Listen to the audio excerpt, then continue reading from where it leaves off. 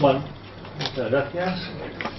Gracias a todos por aquí ya vamos quedando menos. Aquí siempre pasa. Sí, es normal esto. Además, ¿sabéis que se graba? Empezamos. Bueno, está bien, está bien.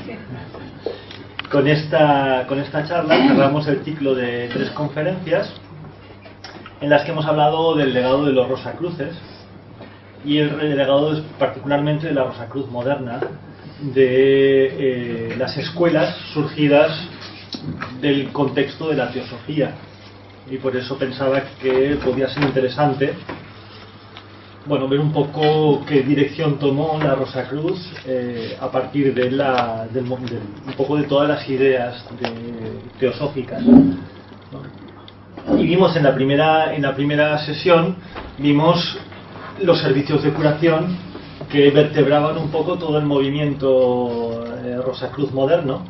El servicio de curación tal como lo diseñó Max Heindel, que escuchamos, que me habéis pedido la música del servicio de curación, el himno de entrada, el himno de salida, que escuchamos la última vez, está en la página web de la Fraternidad de Rosacruz de Max Heindel. Si buscáis en el Google encontraréis fácilmente la página y allí encontraréis documentos, podéis ver incluso el texto del servicio de curación, que es muy bonito.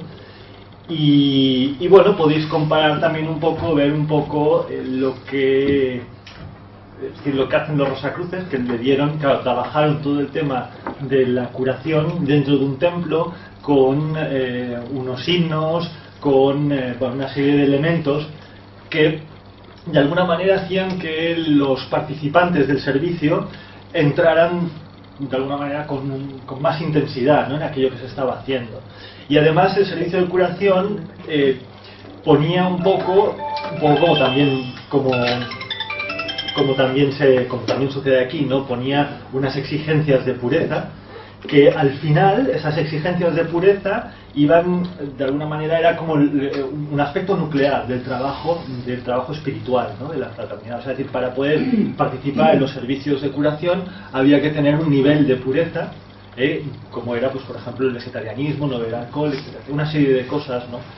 Entonces, claro, me parecía importante en la primera sesión plantear esto, ¿no?, para que viéramos, ¿no?, es decir, un poco un trabajo espiritual montado, articulado un poco sobre estos servicios de curación, comportan un nivel de pureza que me parecía que era uno de los primeros compromisos de la Rosacruz. En la segunda sesión estuvimos hablando, fue un poco más complicada, debo decir que a mí me costó un poco, es decir, era un poco más complicada porque lo que intenté hacer era relacionar o mostraros un poco la influencia de la filosofía oriental, tal como había venido a través de la teosofía, en todos esos movimientos rosicrucianos, ¿no?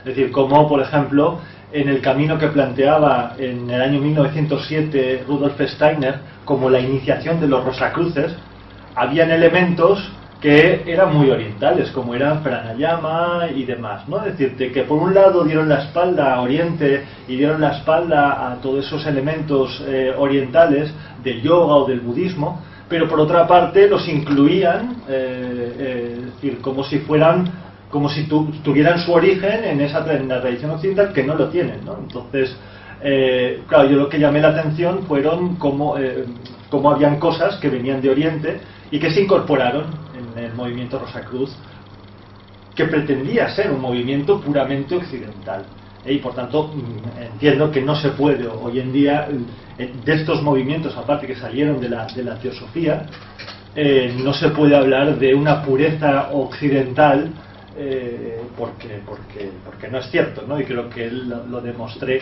con algunos elementos. Tenéis la conferencia grabada, a pesar de que está, no sé qué pasaba, pero con la voz, que entre lo que yo me encasquillo ya de normal y lo que se encasquilla el vídeo, yo me reí mucho, pero pensé, bueno. Pero bueno, ahí está. Vuelvo a insistir que es un trabajo un poco complicado, ¿no? Es decir, porque claro, el tantrismo, el yoga y todo esto, según cómo suena, un poco como fuerte, ¿no? Y entonces, pues bueno, decir que unos determinados ejercicios, unas determinadas prácticas de pureza o de preparación o de meditación que tienen ese origen oriental, es un poco, bueno, es un poco valiente, ¿no? Es decir, bueno, y hoy, en la charla de hoy lleva por título Cristian Rosacruz. Hoy ya nos centramos en el ideal. Ninguna escuela de misterios, ningún misterio se organiza o se monta sin un,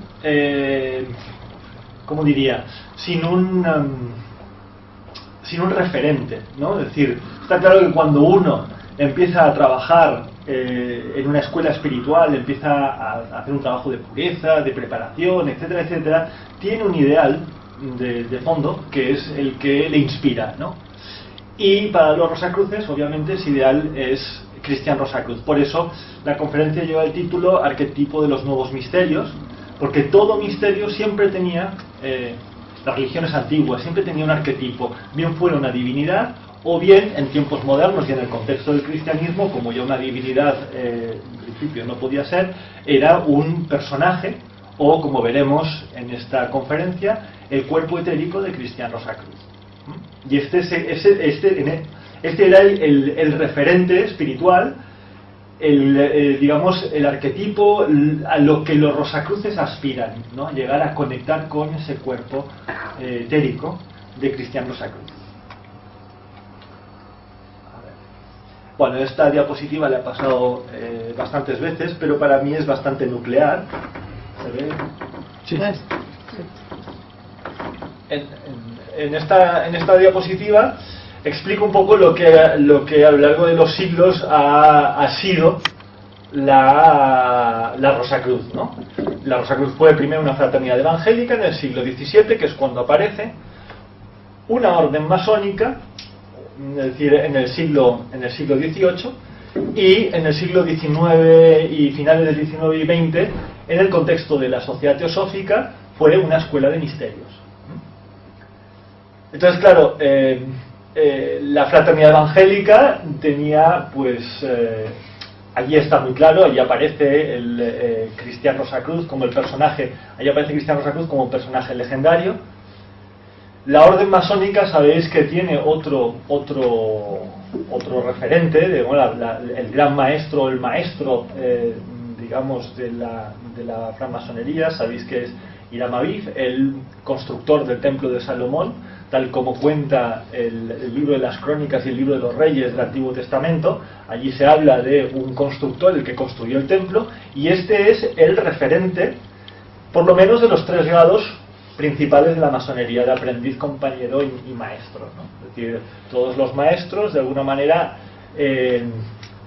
representan, o sea, en la iniciación, en la exaltación de grado de maestro, se representa un ritual en torno a la figura nuclear de Hiram Aviv, el maestro constructor, de la muerte y transformación de Hiram Aviv, ¿no?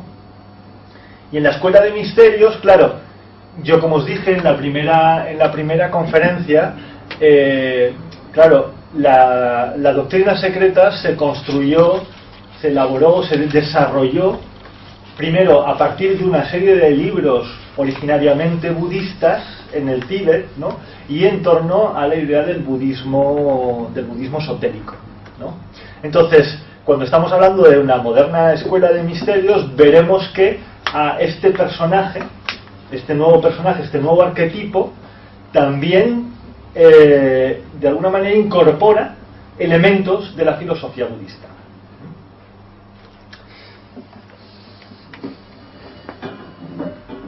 La moderna escuela de misterio Rosacruces, surgida del movimiento teosófico, construyó templos, vimos los templos, vimos los rituales, propuso una iniciación con claras influencias, y aquí lo vimos el otro día, del budismo y del yoga. Solo le faltaba un ideal, un arquetipo, una figura central referencial de los nuevos misterios Rosacruces. Y este arquetipo fue el cuerpo etérico de Cristian Rosacruz. Ya solamente en la... Claro, aquí ya no es únicamente Cristian Rosacruz, sino que es el cuerpo etérico de Cristian Rosacruz, que, como veréis, es un cuerpo inmortal que ha ido de alguna manera absorbiendo toda una serie de ideas y de ideas muy nucleares de los diferentes movimientos de los que he ido hablando. Todo eso ha ido enriqueciendo ese cuerpo etérico que desprende tanto luz como sabiduría. Entonces, la idea del cuerpo etérico, cuando hablo del cuerpo etérico de Cristian Rosacruz, me estoy refiriendo al cuerpo de sabiduría, ¿no? Al cuerpo de sabiduría de Cristian Rosacruz. Es decir, toda la sabiduría que, de alguna manera, forma ese cuerpo, esa luz, ese aura, ¿no? Que es el que inspira a los Rosacruces. Y entonces una nueva leyenda Rosacruz se construyó con elementos de la antigua fraternidad cristiana, de la masonería y de la teosofía. Todos estos elementos fueron construyendo, fueron enriqueciendo a este arquetipo. ¿Qué es el cuerpo etérico de Cristian Rosacruz? Es un cuerpo etérico creado a partir de las siguientes personalidades: el maestro francmasón del Templo de la Humanidad, ¿no? Hiram Aviv, el primer iniciado cristiano. Ahora veréis un poco con más detalle todo esto, porque la conferencia de hoy espero que sea un poco menos densa que la de la otra vez, porque lo que os explicaré son más o menos cuatro historias, Es decir, el primer iniciado cristiano, un bodhisattva cristiano. Veréis que cuando Steiner construye la historia de la encarnación precedente a la que fue Cristian Rosacruz en el siglo XV, una encarnación que tuvo lugar en el siglo XIII, la Edad Media, aparece con todos los elementos de un bodhisattva. Y un místico alquimista que había logrado la inmortalidad en la última de las encarnaciones importantes, de alguna manera, ¿no? Es decir, cuando Steiner hablaba de esa personalidad etérica de Cristian Rosacruz, habla de muchos personajes más relacionados o vinculados. Pero claro, en el momento en que el cuerpo etérico se transforma en un arquetipo, ya muchas personalidades pueden conectarse a él y expresar información de alguna manera de esa sabiduría, o sea, trasladar algo de esa sabiduría. Por eso cuando se habla del conde de Saint-Germain, por ejemplo, ¿no? Es decir, que a mí siempre me preguntan, ¿es Rosacruz? Pues ¿sabrás quién es el conde de Saint-Germain? No, muy bien, no sé quién era, ¿sabes? Que se supone que, bueno, el conde de Saint-Germain históricamente, es decir, históricamente era un personaje que efectivamente existió en la corte de Luis XVI, ¿no? Este personaje, que estuvo muy próximo a la Revolución Francesa, en algunas de sus obras y en algunas de sus apariciones expresó algo de esa sabiduría de Cristian Rosacruz. ¿Era Cristian Rosacruz? No lo sé. Lo que sí que hacía era expresar algo, o sea, que tenía una conexión con ese cuerpo etérico de Cristian Rosacruz. Eso es incuestionable. ¿Vale? Estoy hablando siempre del contexto de estos movimientos espirituales, ¿no? Es decir, hay que hacer un poco abstracción de todo lo que sabemos aquí, de lo que son maestros ascendidos y de alguna manera las relaciones que estos maestros tienen dentro de la fraternidad blanca, ¿no? Es decir, aquí yo no entro. Un día podríamos hablar de cómo se revela, cómo se manifiesta esto, ¿no? Es decir, que estoy hablando únicamente de lo que los maestros rosacruces construyeron, ¿no? Ese arquetipo que entre todos ellos fueron elaborando para crear ese referente nuclear de los misterios, de los nuevos misterios rosacruces. Bueno, a mí esta figura siempre me ha parecido una representación de ese cuerpo etérico de Cristian Rosacruz. Y, como veréis, lleva una rosa en el pecho. No se ve muy bien si este dibujo es de un tal Jofra, que había sido alumno de la escuela del Lectorium Rosicrucianum, de la escuela de la Rosacruz de Oro. Pintó esta imagen que se encuentra en el centro que tiene la escuela Rosacruz de Oro en Suiza. Este cuadro está allá y se ve que lleva ceñido, lleva aquí lleva como una cruz, como un par de cinturones, ¿no? Unos cinturones que ciñen, una cinta que le ciñe el pecho, que le rodea por encima casi del diafragma, ¿no? Es decir, y ahí lleva la cruz. Esta es una imagen que se explica en las bodas alquímicas, cuando Cristian Rosacruz sale de viaje, lleva esta cruz en el pecho. Y la rosa, la rosa de oro, la rosa del corazón, en el centro del pecho. Que es, bueno, decía, ¿no? Dice, la fuente de devoción, el amor y la compasión. Lleva ceñido el pecho con una cruz y 5 rosas, 2 en las manos, 2 en los pies y una en la frente, 2 serpientes en la mano, porque tiene, Cristián Rosacruz tiene mucho de hermético. Una persona que no conoce mucho, un helenista por ejemplo, que no conoce mucho el personaje de Cristián Rosacruz, que no conoce la historia la historia moderna, digamos, ¿no? Es decir, donde se da el tema del siglo XVI, por ejemplo, pero sí conoce la mitología griega, verá en este personaje alguna referencia a Hermes, ¿no? 2 serpientes en la mano y la glándula pineal activa en la coronilla, ¿no? Es decir, de hecho es como si este gran óvalo que le rodea tuviera también como centro, ¿no? La glándula pineal fuertemente activa, ¿no?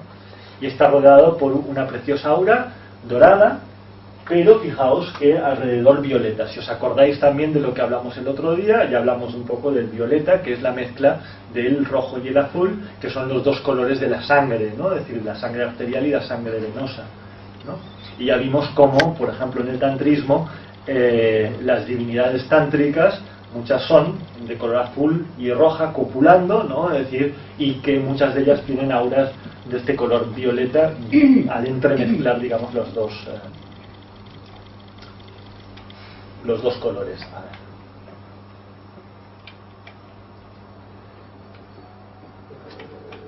Aquí. ¿Qué es el cuerpo etérico de Cristián Rosacruz? Un cuerpo etérico creado a partir de las siguientes personalidades. Y aquí veremos un poco lo que los personajes fundamentales, ¿no? Esto que está, estoy yendo para atrás. No, esta idea. El cuerpo etérico dice está formado por las siguientes personalidades. Aquí ya de alguna manera de forma un poco más precisa: Hermes Trismegistos, y ahora veremos por qué vínculo tiene Hermes Trismegistos con la Rosacruz, con el movimiento Rosacruz. Hiram Abiff, el maestro francmasón en una pasada encarnación. Hermes Trismegistos, según la tradición, habría sido digamos el fundador de una orden, siguiendo el Corpus Hermeticum, como veremos en los próximos días en el Escorial, que hablaremos del hermetismo. Bueno, contextualizaremos un poco el hermetismo en su época, ¿no?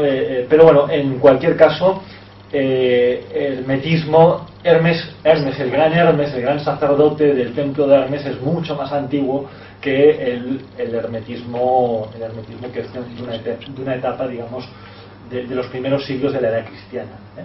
Pero bueno, Hermes, el fundador de la orden hermética. Después Hiram Abiff, el fundador de la francmasonería. Juan, el primer iniciado por el Cristo. Y aquí los maestros rosacruces fueron hilvanando, y ahora veréis un poco la historia, una historia que iba uniendo a todas estas personalidades, y que todas estas personalidades iban enriqueciendo a este arquetipo, a este cuerpo etérico. También un yogi bodhisattva nacido en el siglo XIII, y por último Cristián Rosacruz, del siglo XIV-XV, fundador de la orden mística de los alquimistas cristianos del siglo XIV-XV. Bien, no sé si se ve bien ¿se entiende esto que se ve? Sí. Bueno, ahora os explicaré un poco qué es esto. Este es un cuadro que no sé ni quién es el autor, ni de dónde ha salido. Creo que es una señora, no sé de dónde es. Pero lo que me gustó de este cuadro, y rápidamente, bueno, era una litografía, pedí rápidamente que me hiciera una fotocopia y me la llevé de una conferencia en un centro antroposófico en Inglaterra. Este cuadro me impresionó muchísimo, y este cuadro es un poco el centro de lo que os explicaré esta tarde. Digamos, en imágenes las historias que os contaré esta tarde. Este cuadro llegó a mí, ya digo, no sé quién es el autor, tengo la fotocopia y la escaneé para poderla mostrar y divulgar, porque me parece, claro, me parece impresionante. Tenemos tres, digamos, como este templo, ¿no?, que tiene como tres sí, bueno, tres escenas o tres capillas, ¿no? Es decir, en la primera capilla vemos, a ver si alguien sabría, bueno, ya os lo digo un poco. Salomón. ¿Quieres un láser o no? No. Salomón, Balquis, la reina de Saba, e Hiram Abiv, el maestro constructor, el maestro que construyó el templo. Que ahora veremos un poco toda la historia que hubo entre este triángulo, ¿no? Es decir, cómo se triangularon las relaciones entre estos tres personajes. Este de aquí parecería José de Arimatea recogiendo en un grial recogiendo la sangre de Cristo, pero en realidad yo creo más bien que este personaje es un personaje que ahora también explicaré un poco. También escuché en una conferencia, me pareció interesantísima, una conferencia de un antropósofo francés, creo que era, que explicaba quién fue Juan el Evangelista, ¿no? Y porque Steiner hablaba de que Hiram Abiv volvió a nacer en la época del misterio del Gólgota y volvió a nacer como el primer iniciado por el Cristo. Y según Steiner, este primer iniciado sería Juan el Evangelista. Y ahora os explicaré un poco toda esta historia. Y esta tercera y última tal vez sea la más difícil de incluso de comprender, pero veréis aquí lo que hay es un niño blanco, casi transparente, dentro de como una especie de urna, que es como una especie de diamante, y 12 sabios, que el primero parece que va como lanzado, parece que sea un guerrero, pero son 12 sabios que encarnaban 12 periodos distintos de la historia de la humanidad. Y este es el pequeño bodhisattva del que os hablaba, que este personaje se llama Humanus, y lo saca, el doctor Steiner lo saca de un poema de Goethe que se llama Los Misterios, de Geheimnisse, ¿vale? Y allí Goethe habla de un personaje, no da muchas pistas, ¿no? Es un poema que lo relaciona con la Rosa Cruz, y de ahí Steiner hace una interpretación muy bonita, ¿no? Y dice que este personaje Humanus, del que hablaba Goethe, fue la encarnación previa a Cristian Rosacruz. Bien, los maestros Rosacruces parece que estaban bastante de acuerdo, porque en una serie de conferencias que tuvieron lugar en distintos puntos de Europa de la escuela de la Rosa Cruz de Oro, consagradas a la revolución de Acuario, se llaman las conferencias de Acuario, fueron en concreto 5 conferencias, tenían que ser 7, pero me parece que fueron 5. En una de ellas, que se habló de la fraternidad de la Rosa Cruz, la señora Catarose de Petri leyó fragmentos de las conferencias de Neuchâtel en Suiza, y además esa conferencia creo que tuvo lugar en Suiza. Leyó fragmentos de este texto de Rudolf Steiner, como diciendo, bueno, os voy a explicar uno de los misterios, ¿no? Es decir, quién fue Cristian Rosacruz, una de las identidades. Claro, esta historia que os contaré de Humanus, de este personaje de los misterios, está fuertemente cargada de elementos budistas, ¿no? Es decir, porque este personaje es un niño que se vuelve transparente, es decir, que tiene mucho que ver con el yoga tántrico del que se hablaba en ti. Por eso me empeñé el otro día en mostraros todos estos elementos, porque me parecen fundamentales, ¿no? Bueno, aquí os he explicado un poco con detalle. Bien, vayamos ya por partes, vayamos empezando a explicar las historias, ¿no? Hermes Trismegisto. ¿Quién es Hermes Trismegisto? Se encuentra en el origen de la priscateología. La priscateología fue la tradición de maestros de sabios de Occidente, y fue elaborada en el Renacimiento. Se llamó priscateología a una cadena de sabios, y en el origen de esta cadena, Basilio Ficino y los sabios del Renacimiento pusieron a Hermes Trismegisto. Dijeron que era un profeta más antiguo, porque había anunciado la venida del Logos, la venida del Salvador, de la venida de Jesucristo, ¿no? Y bueno, y realmente era el sacerdote de Egipto, supremo hierofante de los misterios egipcios, y fue designado como una referencia espiritual de la Rosa Cruz, sobre todo por Jan van Reichenborch en la obra La Gnosis original egipcia. Este tal vez sea la aportación del señor Jan van Reichenborch, uno de los últimos maestros. Los vimos a Rudolf Steiner el primero, que además Rudolf Steiner, cuando habló más de la Rosacruz y los misterios rosacruces, fue cuando estaba en la Sociedad Teosófica. Es decir, que sabéis que estuvo del año 1900 al 1913, que es cuando se produce la ruptura, ¿no? Y funda la antroposofía.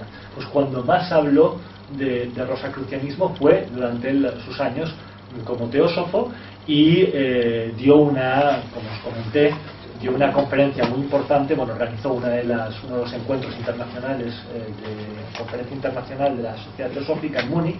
Él habló de los misterios rosacruces, y es a partir del año 1907 donde empieza todo este gran movimiento teosófico rosicruciano. Después Max Heindel, que fue alumno de los cursos de Rudolf Steiner, y Jan van Reichenborch fue alumno de la escuela, estudiante de la escuela de Max Heindel, ¿no? O sea que esta es un poco la sucesión de maestros y la sucesión de escuelas: la antroposofía, la fraternidad Rosacruz de Max Heindel y la Rosacruz de Oro, el Lectorium Rosicruciano. Esta es un poco la...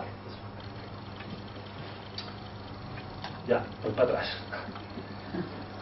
Bien, esto es tal vez un poco complicado, pero yo creo que en este contexto se entenderá bastante bien, ¿no? El movimiento Rosacruz está vinculado al pensamiento hermético por tradición. Bueno, cuando uno lee la Fama Fraternitatis o las Bodas Alquímicas, encontrará constantes referencias al hermetismo. ¿Por qué? Porque el hermetismo fue una de las grandes aportaciones, uno de los grandes descubrimientos del Renacimiento.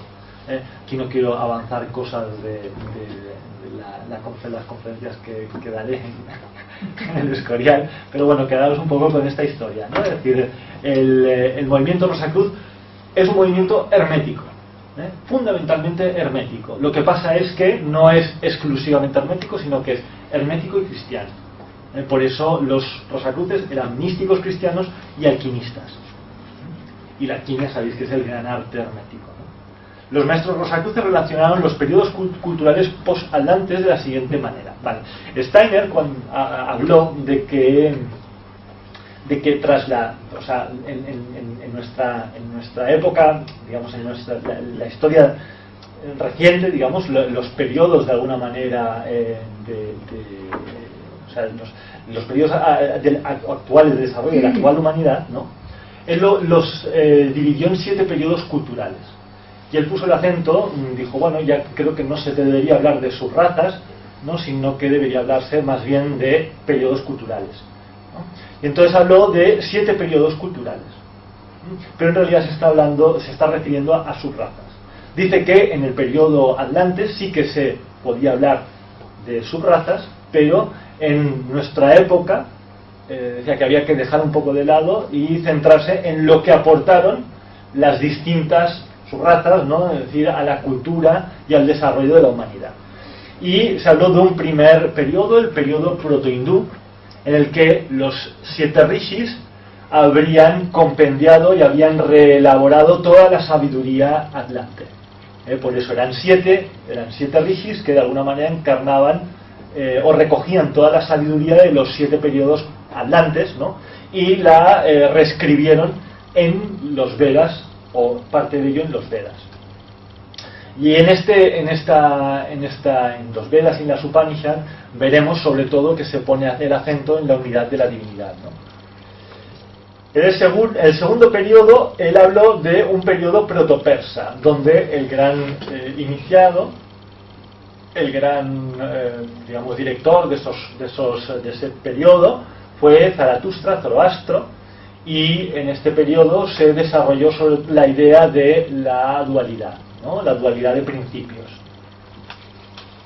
En el tercer periodo, que sería el periodo egipcio, pero también de las grandes civilizaciones de Asia Menor, de babilónico caldeo, Hermes Trismegisto sería uno de los personajes nucleares, ¿no? Y él aportaría la idea sobre todo de la Trinidad. Se puede decir que de alguna manera en nuestro... Bueno, ahora os explicaré un poco la relación que hay entre estos periodos, ¿no? El cuarto periodo grecorromano sería el momento en el que se establecerían los 4 elementos, el cuaternario, el arte, etcétera, etcétera, y sobre todo el desarrollo. Tuvo lugar en este periodo, tuvo lugar el misterio del Gólgota y la formación del yo. Y entonces, ya en esta época, en la actual época, Steiner mantenía que los misterios esenciales o los misterios nucleares tenían que ser los misterios rosacruces. ¿Por qué? Porque estaban relacionados con la tercera época.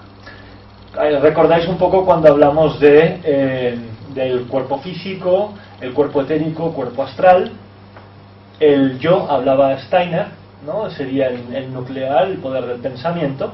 Y entonces Manas, Buddhi, Atman estarían relacionados, Manas con el cuerpo astral, Buddhi con el cuerpo vital, con el cuerpo etérico, y Atman estaría relacionado con el cuerpo físico. Pues esta misma regla se aplicaría a los periodos culturales. Y entonces, en el actual periodo anglo-germánico, en el que el hombre ya estaría capacitado para desarrollar un yo espiritual, para poder desarrollar manas, para poder trabajar sobre el vehículo etérico, sobre el vehículo astral, esta época cultural estaría relacionada con el periodo egipcio, babilónico, caldeo, y por eso la Trinidad era un elemento esencial. El sexto periodo cultural posatlante estaría relacionado con los misterios maniqueos y vendría el maniqueísmo. Sabéis que fue un movimiento cristiano gnóstico que se desarrolló en Persia, y que tiene esta dualidad de principios también, ¿no? Curiosamente recoge esta lucha entre el bien y el mal. Zoroastro hablaba de Ahriman y Ormuzd y Ahriman, ¿no? Es decir, y Mani hablaba de la luz y las tinieblas en un juego mutuo. Entonces, claro, lo interesante, que los misterios rosacruces ya de alguna manera tendrían que apuntar hacia estos misterios maniqueos, y por eso la escuela de la Rosacruz de Oro barajó entre ellos el nombre de orden maniquea. Se hablaba de que el bien, la luz, tenía que hacer un sacrificio y entregarse a las tinieblas para ser devorada por las tinieblas, y que que las tinieblas, en las tinieblas pudiera darse el germen del bien y de la luz, para que después la luz desde dentro pudiera transformar a las tinieblas. Y por eso el maniqueo lo que hacía era un gran sacrificio. Y de hecho, el maniqueísmo, la orden de los maniqueos, sufrió lo que no se ha imaginado, ¿no? Es decir, fue perseguida en todas partes. Os diré algo de lo que estoy investigando y que espero poder hablar algún día. El maniqueísmo llegó hasta la China. Y en su huida, es decir, de Persia y de todas partes por las que fue perseguido, llegó hasta la China, y curiosamente tuvo una cierta simbiosis, una cierta relación con el budismo. Hasta el punto que hay un edicto del emperador chino, no sé de qué es, por el siglo VI, VII más o menos, del emperador chino, en que dice, condena el maniqueísmo y dice, ojo, porque eso no es budismo. Dice, eso sí quiere que lo platiquen los occidentales, pero los budistas, esto no es budismo. Y esto hay un edicto de un emperador chino que lo dice, ¿no? Y curiosamente, es el siglo VI más o menos en el que Padmasambhava escribe el libro tibetano de los muertos, donde empieza a describir una serie de mandalas en los que hay el juego de estas polaridades. Parece ser que Padmasambhava, el fundador del budismo tántrico, se habría inspirado en el maniqueísmo para escribir su obra, que inspira después toda la tradición budista, la budista Vajrayana, ¿no?, de la que hablamos el otro día. Pero bueno, esto es algo que tengo ahí y que estoy trabajando, ¿no? El séptimo periodo cultural posatlante, claro, y aquí es donde yo vi vi un poco, Es decir, la escuela rosicruciana, la escuela Rosacruz, el lector rosacruciano trabaja muy bien todo el tema de, a partir del gnosticismo, la polaridad entre el bien y el mal, la luz y las tinieblas. Pero de pronto, bueno, es decir, yo por el contacto que tuve con el yoga y además viendo el yoga, la gran expansión que tiene el yoga, el Vedanta y toda la filosofía oriental, ¿no?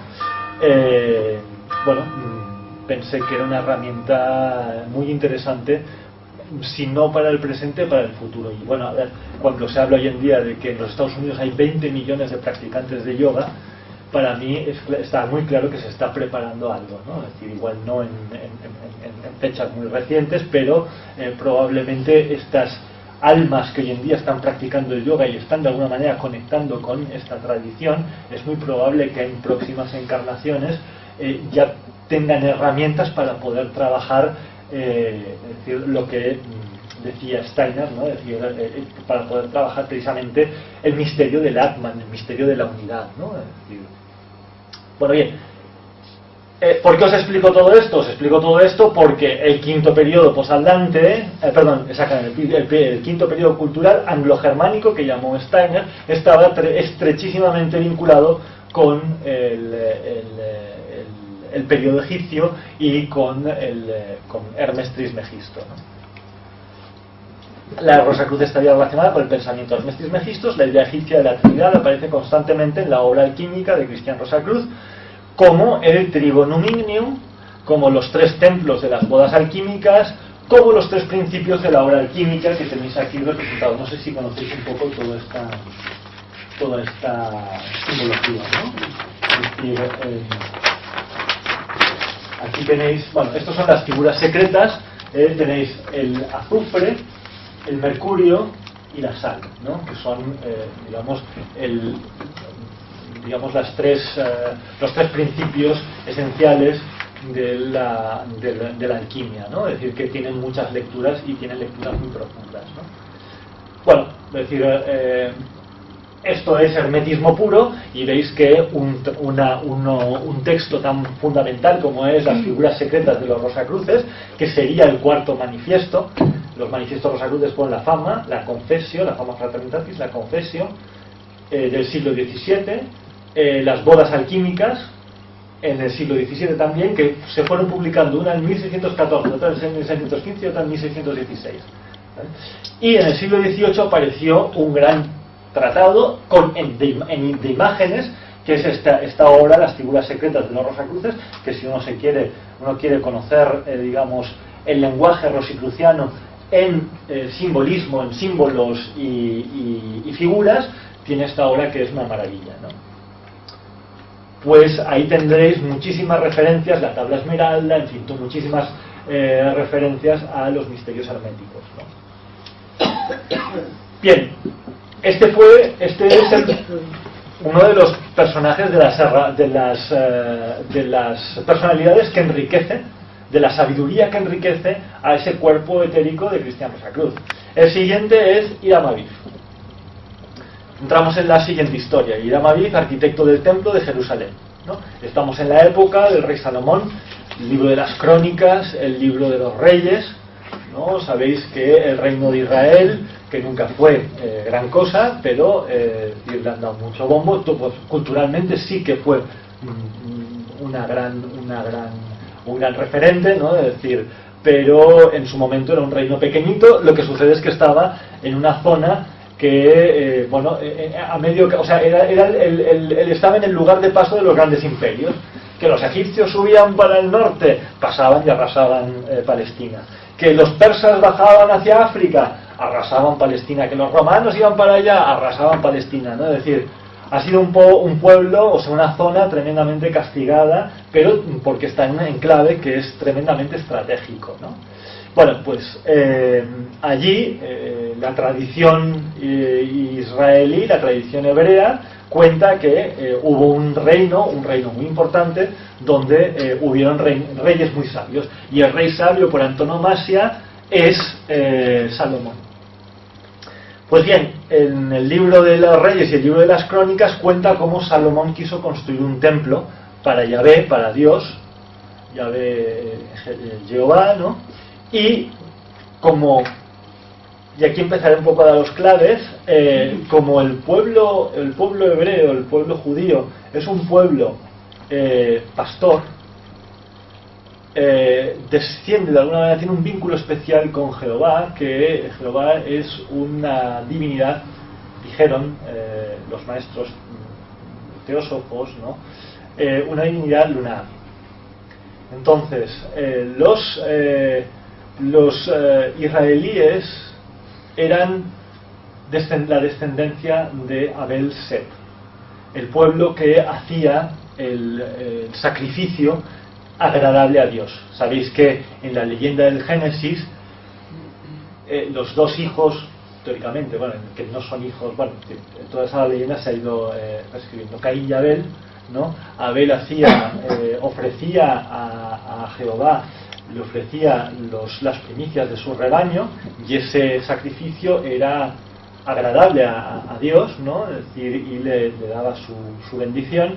Y Caín, que era un artista que trabajaba el suelo, era un nunca me sale,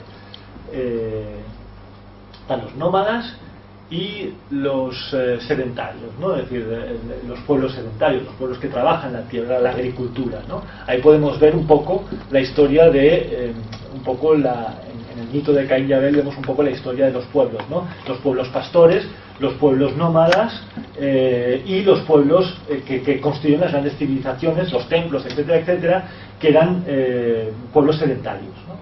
Caín es de alguna manera el sedentario por excelencia, ¿no? Porque él trabaja la agricultura y ofrecía las primicias de la tierra a Jehová, pero a Jehová no le gustaba el sacrificio, y Caín se levanta contra Abel, mata a Abel, ¿no? Y huye. Se cuenta que después, es decir, Jehová perdona a Caín. Si leéis el Génesis, le marca en la frente con un estigma, y Caín tuvo toda su descendencia, entre la cual se encuentran los grandes artistas, los grandes los que eran capaces, los artistas que eran capaces de tratar pues los metales, construir templos, etcétera, etcétera, ¿no? Por eso todos los masones se denominan cainitas. Un masón lleva el estigma de Caín, ¿no? Es decir, y es un cainita, y se llaman a sí mismos hijos de la vida. Porque Hiram Aviv cuenta el libro de las crónicas, o el libro de los reyes, no me acuerdo cuál de los dos, que Salomón, cuando llama a Hiram Aviv, o maestro de Sidón, de Asirio, cuando le llama y le llama para construir el templo, dice, llamó un hijo de la viuda, y deja la cosa ahí, y ustedes ahí tómenselo como la explicación que se ha dado es que Caín y la descendencia de Caín fueron llamados todos ellos hijos de la viuda, porque no descendían de Adán, sino que descendían no descendían, perdón, de Eva, sino que descendían de Lilith, Era la luna, ¿no? Sí, bueno, que era una descendencia distinta, ¿no? De Eva sí, no, a ver si me aclaro, de Eva sí, pero no eran hijos de Adán, y por tanto no era la descendencia de alguna manera que rendía culto a Yahvé, sino que descendían de otro espíritu, de otro Elohim, ¿no? Se llamaron todos ellos hijos de la viuda. Se dice que hijos de la viuda es todo descendiente de Caín, y entonces todo francmasón, todo constructor de templo es un hijo de la viuda, ¿no? Frente a la descendencia de Abel, Set, ¿no? Que son los hijos de Jehová. Los hijos de Caín detentan el conocimiento de las artes, y los hijos de Set, de Jehová, eran los que de alguna manera detentaban la sabiduría. Por eso Salomón fue el rey sabio por antonomasia, ¿no? El título de esta historia es la leyenda del mar de bronce, porque cuando Salomón quiso construir el templo, le encarga a a Hiram Abiv, y uno de los elementos fundamentales del templo de Salomón, ahora os lo explicaré, es el mar de bronce, que era un gran receptáculo, un gran cáliz, ¿no?, en la puerta del templo para abluciones y demás, ¿no? Es decir, y esto tenía que estar, o sea, se tenía que elaborar en bronce, ¿no?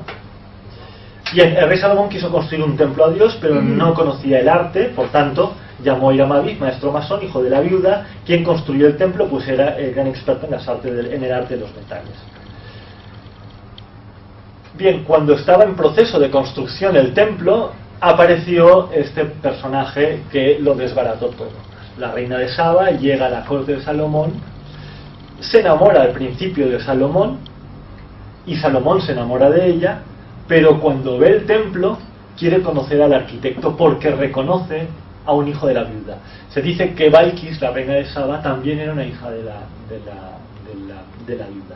Hay una leyenda, un cuento muy bonito que se llama Solimán, el rey de los duendes y la reina de la mañana, de un autor que se llama Gerard de Nerval, francés, que recogió de un trovador en Estambul esta leyenda, ¿no? Y esta leyenda es un cuentecito en el que explica cómo Salomón quiso construir el templo, llamó a Hiram Abiv, cómo de pronto apareció la reina de Saba se enamora de Hiram Abiv. Primero de Salomón, pero luego cuando conoce a Hiram, se enamora después de Hiram. Y de pronto Salomón empieza a tener celos de su constructor y urde un plan para terminar con el constructor.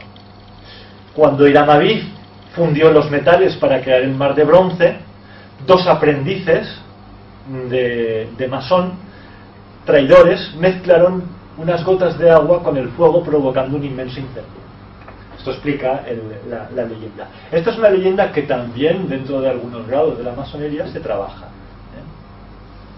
De las llamas salió, se genera una gran explosión porque se mezcla al fuego, se mezcla el agua, y Hiram no es capaz de controlar estos dos elementos. El hijo de Caín, por excelencia, trabaja con el fuego, porque es el artista, ¿no? Es decir, y el hijo de Abel trabaja con el agua. Entonces, hay un libro muy interesante de Max Heindel que se llama Masonería, Catolicismo. Entonces te explica por qué en los templos católicos, ¿no? Es decir, en la entrada el creyente se pone agua y apaga ese fuego de la pasión, que es el que enciende el artista, ¿no? Es decir, pues el cristiano, el devoto de la sabiduría, ¿no? Es decir, apaga ese fuego antes de entrar en el templo, ¿no? En un templo consagrado a un dios lunar. De las llamas salió, de esa gran explosión se provoca un gran incendio, como decía, y de las llamas salió una voz que llama a Hiram y le dice que penetre en el fuego, que el fuego no le vaya a dañar. Hiram pudo así visitar el interior de la tierra, donde se encontraba Tubal Caín, que es uno de los descendientes de Caín, y es el maestro que trabaja los metales, ¿no? Allí recibió un nuevo martillo y una nueva palabra escrita en una piedra blanca.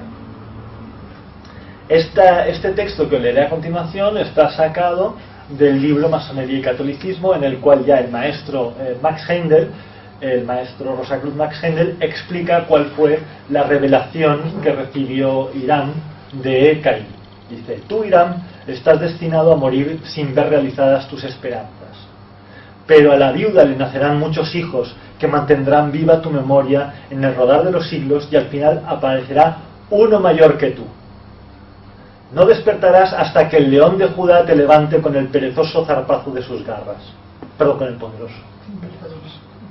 poderoso zarpazo de sus garras. Hoy recibiste el bautismo de fuego. Pero él te bautizará con agua y con espíritu. A ti y a todo hijo de la viuda que a él vaya.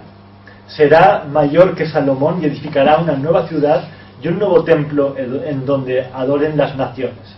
Los hijos de Caín y los hijos de Set se encontrarán en paz en el mar de cristal. Esto es de alguna manera el mensaje que había recibido Hiram Abiv, que luego, cuando sale del mar de fuego, sale intacto del mar de fuego, empieza ya la tradición del tercer grado masónico, que es el asesinato de Irama Vif. Esos tres aprendices persisten en su intento de conseguir la palabra sagrada, pero como no lo consiguen, acaban asesinando a Irama Vif con 3 toques en 3 sitios y tal, que ahora pues tampoco lo tengo muy presente y no os puedo explicar. Bien, en este mensaje que había recibido Irama Vif antes de la muerte, se le anunciaba la llegada del león de Judá, del Cristo, de la encarnación del Logo solar, ¿no? Y que él volvería a nacer y sería iniciado, y sería el primer iniciado por el Cristo. Bien, este primer iniciado cristiano nos cuenta los maestros Rosacruces, Steiner y Max Heindel, nos cuenta quién fue. Y habría sido Juan el Apóstol. Ver aquí, os he cogido esta imagen, no sé de quién es. A mí me pasa, porque en internet se encuentran muchas cosas, pero la gente las cuelga y no pone referencias. Pues está claro que es un autor barroco, ¿no? Es decir, pero ver el manto rojo y el manto azul a los pies de la cruz, ¿no? Esta sí que es María Magdalena, ¿no? Es decir, pero Juan y María, la madre de Jesús, ¿no? Es decir, pero tenéis también, como decía, ¿no? Los colores blanco rojo y azul del que hablé el otro día, ¿no? Bueno, esto en cuanto a la pintura, pero que nada.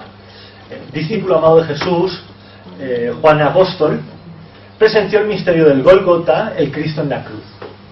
Recibió las enseñanzas secretas directamente desde el corazón del Cristo, porque sabéis que en el Evangelio de Juan se dice que y se identifica, es decir, había un apóstol, un discípulo que apoyaba la oreja en el corazón de Jesús, ¿no? Entonces se dice que él recibía la revelación del Cristo directamente, ¿no? Y al final se dice, este discípulo es el que escribe este Evangelio, ¿no? Es decir, se identifica como el autor del Evangelio de Juan, que es el Evangelio místico y además la revelación del Apocalipsis. Fue quien el león de Judá levantó con el poderoso zarpazo de sus garras. Pero ¿quién era Juan? Y aquí es donde está la gracia, la sorpresa. ¿Quién era el apóstol Juan?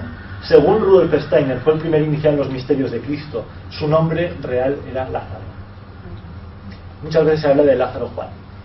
Miembro de una aristocrática familia levita, sabéis que Lázaro, hermano de María Magdalena y Marta, ¿no? Es decir, los 3 hermanos gozaban de una vivían en Betania y gozaban de un gran prestigio social.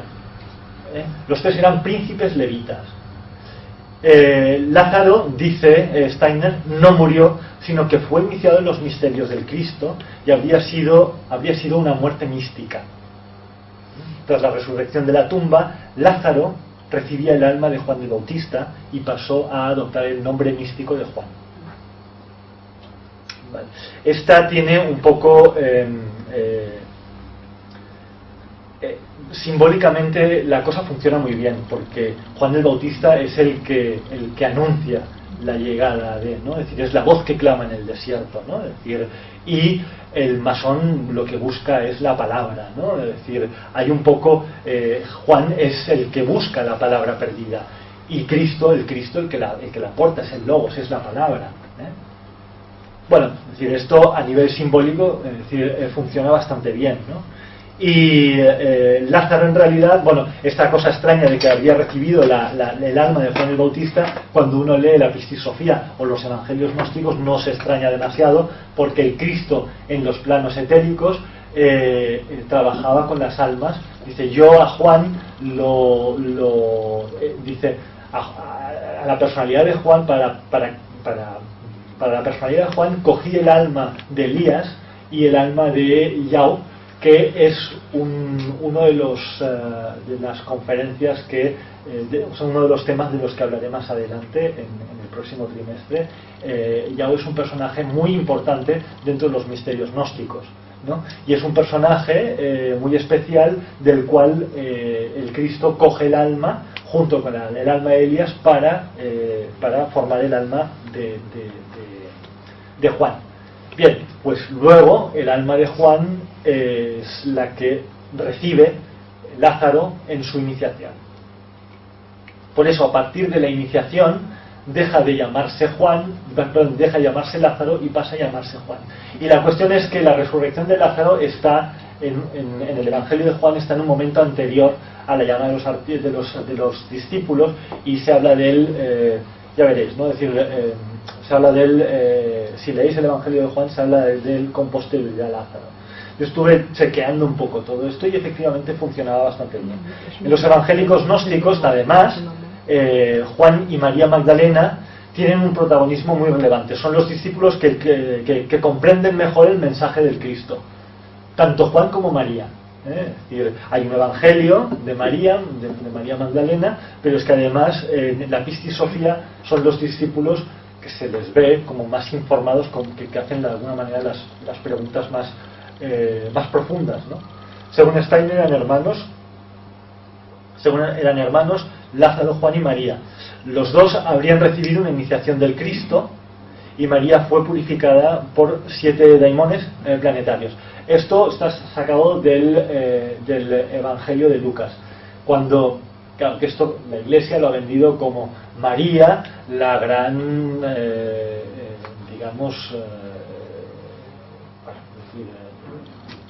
pecadora, ¿no? Es decir, es una gran pecadora María, ¿no? Es decir, ¿por qué? Porque se habla en el Evangelio de Lucas, se habla de que tenía 7 daimones, 7 demonios, ¿no?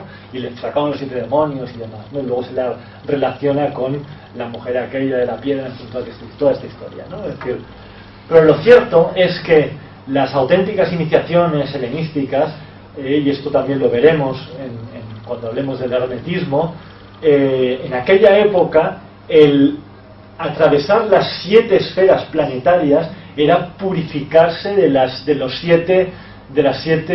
o sea, era purificar el alma de los 7 demonios planetarios, de las 7 pasiones inferiores, ¿no? Es decir, que leído con conocimiento, es decir, del helenismo, ¿no? Es decir, de lo que eran las iniciaciones antiguas, María no sale no como una gran pecadora, sino como una gran iniciada, una gran iniciada y purificada, que había alcanzado los niveles más elevados de purificación, ¿no?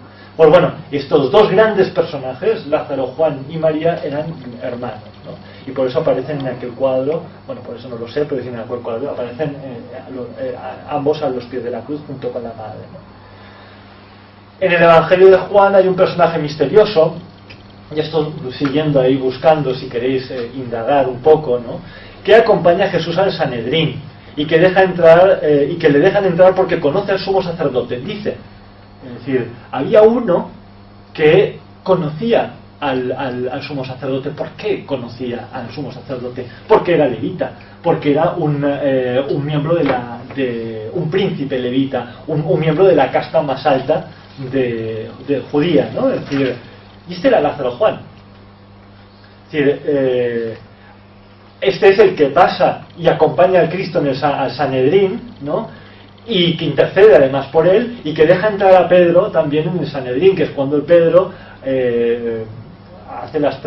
niega 3 veces al Cristo, ¿no? Es decir, pero a Pedro dice, este le dejó entrar, porque había uno que le conocía, ¿no? Bueno, en fin, hay muchas referencias que se puede construir un personaje misterioso dentro del Evangelio de Juan, ¿no?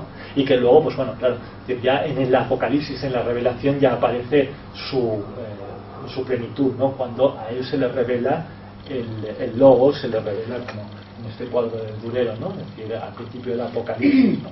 El vidente de Patmos, ¿no? Es decir, la isla islámica, y se le aparece el hijo del hombre. Hay otros momentos donde se refiere a dicho personaje que al final es reconocido como el discípulo amado que coloca la cabeza en el pecho del Señor. Juan Lázaro Juan. Este discípulo amado, que fue el primer iniciado de los misterios cristianos por Jesús el Cristo, sería Hiram Aviv, que habría vuelto a la vida en la personalidad de Lázaro y que habría sido iniciado por el propio Cristo. Lázaro Juan recoge la sangre y el agua del Cristo y es instruido en el secreto de la inmortalidad. Esta es otra encarnación precedente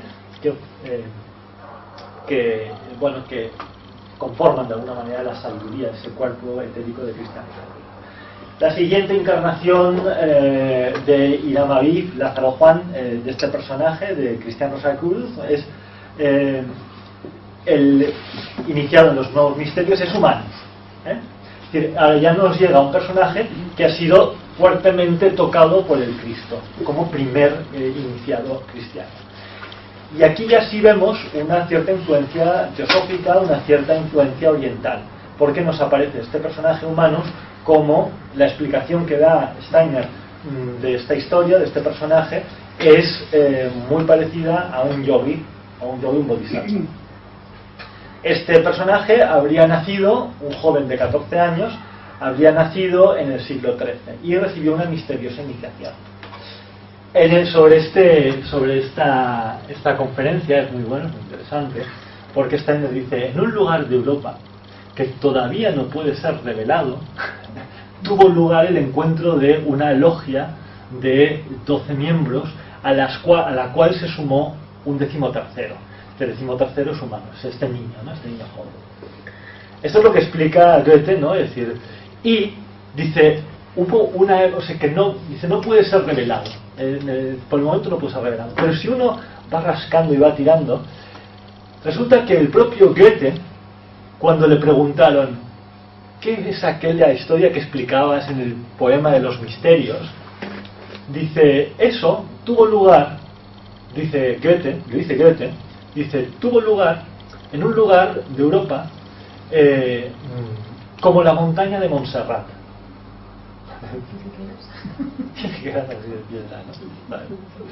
Steiner no nos reveló dónde tuvo lugar el encuentro de esa logia, que ahora explicaré en qué consistió esta misteriosa iniciación, pero bueno, es decir, el propio Goethe manifestaba que sus misterios él los imaginó en la montaña de Montserrat. Pero bueno, esto aquí tampoco. En el poema de Goethe, Los misterios, narra la historia de una orden de 12 sabios recluidos en un castillo en las montañas, en una montaña en particular, que ven cómo muere Humanus, el personaje central de la orden. ¿Quiénes eran estos 12 sabios? Dice Steiner, estos 12 sabios son los 7 sucesores de los rishis, dice, de alguna manera las personalidades que recogían toda la sabiduría de la época andante, ¿no? Del periodo andante. Otros 4 que reúnen la sabiduría de los 4 periodos posaldantes, que hemos hablado, que ya han tenido lugar, y el 12º poseía la ciencia espiritual de su tiempo en alto grado, es decir, de este momento, es decir, de la época anglo-germánica, de la época de los misterios rosacruces. De alguna manera sería pues el sabio que mejor conocedor de los misterios rosacruces. El 13º, Humanus, era un niño de 14 años, un ser muy especial. Era una individualidad, dice Steiner, que había sido encarnada en la época del misterio del Gólgota, y aquí ya nos da de alguna manera nos lanza el vínculo, ¿no? Con la personalidad de Lázaro Juan, que os he contado. Aislado del mundo, fue educado por los 12 sabios, tenía una constitución física muy delicada, así la educación de los sabios penetró hasta su cuerpo físico, el cuerpo de Humanus. Mientras que las fuerzas espirituales aumentaban en el joven, las fuerzas físicas declinaban, hasta que llegó un momento en el que dejó de tomar alimentos y entró en un estado de extrema debilidad. Aquí vemos un poco el proceso yógico, y si os acordáis, bueno, ahora lo relaciono. Entonces se produjo un acontecimiento único en la historia. Al cabo de algunos días, el cuerpo del joven se volvió transparente, estaba como muerto. Los 12 sabios en círculo alrededor recitaban toda la sabiduría de todas las épocas en forma de mantras, ¿no? Y fueron de alguna manera trabajando ese cuerpo físico ya, ¿no? Es decir, fijaos que os hablé, ¿no? En la sesión pasada. Claro, para mí me interesaba mucho explicaros todo el tema de la construcción, cómo explicaba Steiner los misterios rosacruces, y cómo la cuarta etapa de los misterios rosacruces era la elaboración de la piedra filosofal. No sé si os acordáis, para lo cual él proponía un ejercicio de respiración. Es decir, decía, bueno, cuando él se inhala el oxígeno, pero no se deja ir el carbono. ¿Por qué? Porque el carbono es ¿cómo se llama esto? La sustancia del diamante, ¿no? Es decir, con ese ejercicio, esa crilla de la respiración en la que se inhala el oxígeno, pero se retiene el carbono, una de las cosas que se va creando es un cuerpo etérico muy delicado, muy parecido, de forma muy parecida a lo que aquí explica Steiner, y que en realidad esto tiene una clara reminiscencia teosófica, una clara reminiscencia budista, ¿no? Porque esto es una explicación, un cuento que tiene elementos budistas claros, ¿no? Es decir, porque lo que está haciendo este niño es construir su cuerpo diamantino, su cuerpo etérico inmortal, ¿no? Es decir, un cuerpo etérico que no lo va a destruir la muerte. Y efectivamente, la siguiente encarnación, dice Steiner, Humanus volvió a nacer muy rápidamente, es decir, un poco como hacen los lamas, ¿no? Es decir, no, en el siglo IV no, en el siglo XIV. Aquí me falta una X delante. Y nació como Cristian Rosacruz. La juventud y con esto ya más o menos voy acabando un poco las historias, os explico un poco muy brevemente, ya probablemente lo conoceréis, ¿no? De todos estos tratados Rosacruces. Se explica también la historia del personaje. Su juventud se narra en la Fama Fraternitatis, de muy joven se embarca hacia Tierra Santa, pero no llega, pues se desvía hacia Damasco, Damcar, una villa misteriosa en el norte de África, y Fez, donde es acogido por los sabios de Oriente. Tras su bueno, es decir, él recoge toda la sabiduría de Oriente y vuelve a Europa por España, y intenta en España presentar la sabiduría que ha conocido en Oriente, pero ya la sabiduría de Cristian Rosacruz es rechazada por los eruditos de Europa, y Cristian Rosacruz se retira y funda una discreta comunidad de sabios con un templo al que llama la morada del Espíritu Santo. Y este templo es el que recrearán los maestros Rosacruces con los templos que construyeron: el templo de Renova, el templo de Oceanside, el templo de California, el Goetheanum, etc., que solo unos pocos pueden ver, pese a estar ante todo el mundo. Claro, se explicó, la Fama Fraternitatis cuenta que la fraternidad está a la vista de todo el mundo, pero no todo el mundo la puede ver. Claro, aquí ya volvemos a tener de nuevo un poco a relacionarlo con esta historia misteriosa que explicaba Humanus, que explicaba Steiner sobre Humanus, porque en realidad ese templo es un templo de naturaleza etérica. Veréis imágenes de la antroposofía en las cuales sabéis que el templo de madera que creó Steiner de 2 cúpulas se quemó, fue purificado por el fuego, se puede decir, ¿no? Es decir, y actualmente ellos trabajan con ese mismo templo, trabajan pero con su forma etérica. Una forma etérica, claro, es decir, un templo blanco, bueno, ya lo podéis ver, hay imágenes en las que se ve un puente y todas las almas que se dirigen hacia ese templo blanco, ¿no? Es decir, un espacio en las regiones del mundo, o sea, en las regiones del mundo etérico. Bien, avanzada edad, Cristian Rosacruz tiene una revelación, un ser inmenso se aparece a sus espaldas, como se le había aparecido al vidente del Apocalipsis, al igual que también se le aparece a Hermes en el Poimandres, ¿no? Y le entrega una invitación para asistir a unas bodas reales en la colina de donde se encuentran 3 templos. En los 3 templos, Cristian Rosacruz participa en una experiencia alquímica. Su cuerpo es pesado, con 7 pesas, y es admitido en la orden de los caballeros de la piedra filosofal, tras conocer a 3 parejas reales que serán decapitadas y sus restos conducidos a la torre de Olimpo. Bueno, esto es un poco toda la leyenda que he puesto aquí, toda un poco pegotada, ¿no?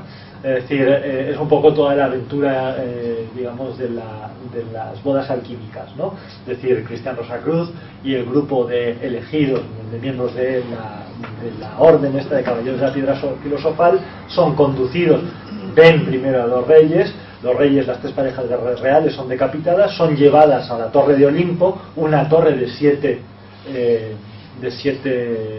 estancias, ¿no?, donde los elegidos tienen que elaborar la piedra filosofal que devolverá la vida a las parejas reales. Tras finalizar con éxito los trabajos alquímicos, Cristián Rosacruz permanece todavía un tiempo en el templo de las bodas. Steiner dice que murió muy viejo, a diferencia de Humanus, que esto no os lo dije, pero bueno, Humanus muere a los 14 años después de haber tenido esa experiencia tan potente a nivel etérico. Elaboró con mucho esmero su misteriosa tumba, donde fue colocado su cuerpo transfigurado, ya su cuerpo incorrupto, el cuerpo etérico de Cristián Rosacruz. Su tumba se encontraba en algún lugar de la morada del Espíritu Santo. Esta es una de las láminas de las figuras secretas de los Rosacruces, donde veis también todo el contenido hermético, ¿no?, es decir, todo el simbolismo alquímico. Además, en el vientre de este personaje, ¿no?, es decir, de esta Eva celeste y terrestre, encarnación o representación de la sabiduría. Y bueno, y aquí acabo.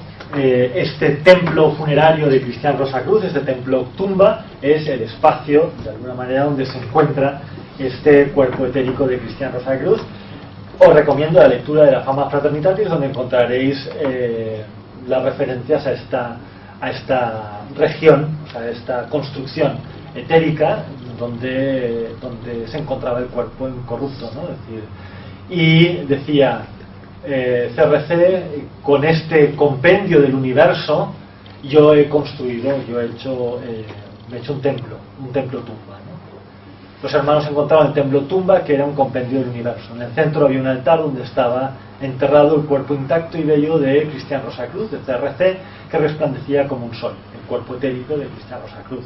En las manos tenía un libro que terminaba, y esta es el mantra, la divisa de este movimiento espiritual. Sabéis que todo bodhisattva, todo Buda tiene su mantra, ¿no?, es decir, ex deo nastimur, in Jesum morimur, per spiritum sanctum revivistamus. Bueno, pues aquí se acaba la aventura rosicruciana,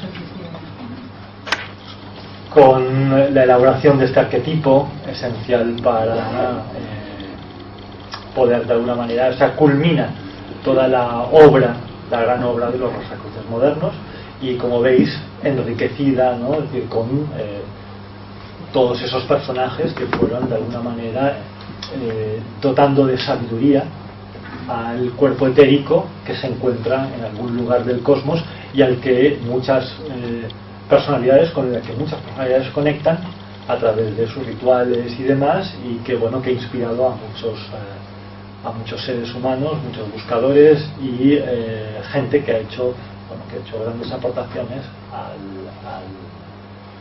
la historia de la humanidad, de hecho, ¿no? Y bueno, y aquí se acaba esta historia. Gracias.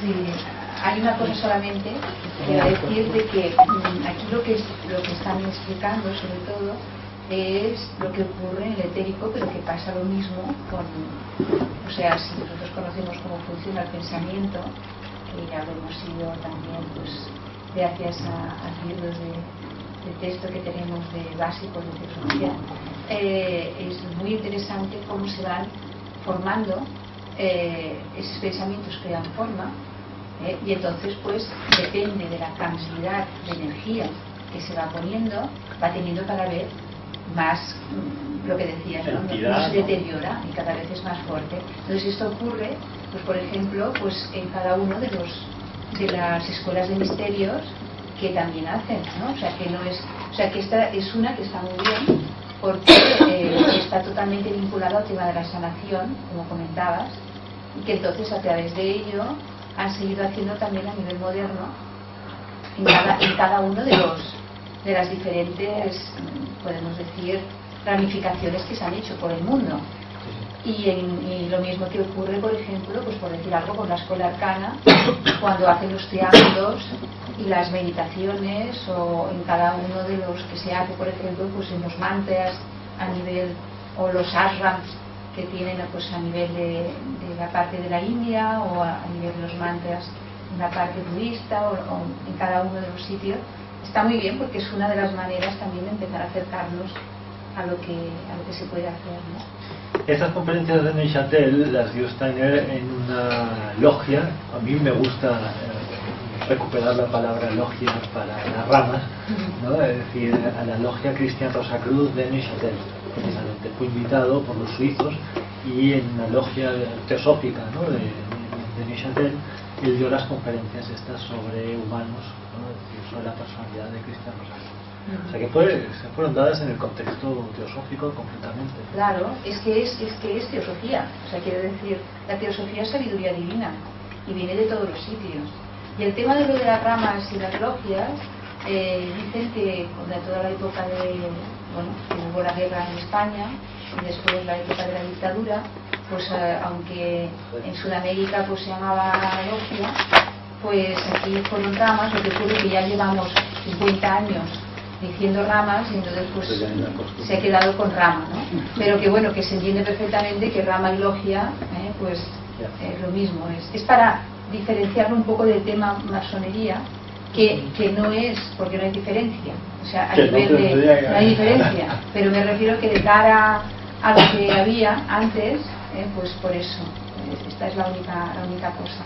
Pues nos quedamos con muchas ganas de oír lo que vas a hacer en Madrid, que de suerte que se va a grabar también para los que no puedan ir, y muchísimas gracias,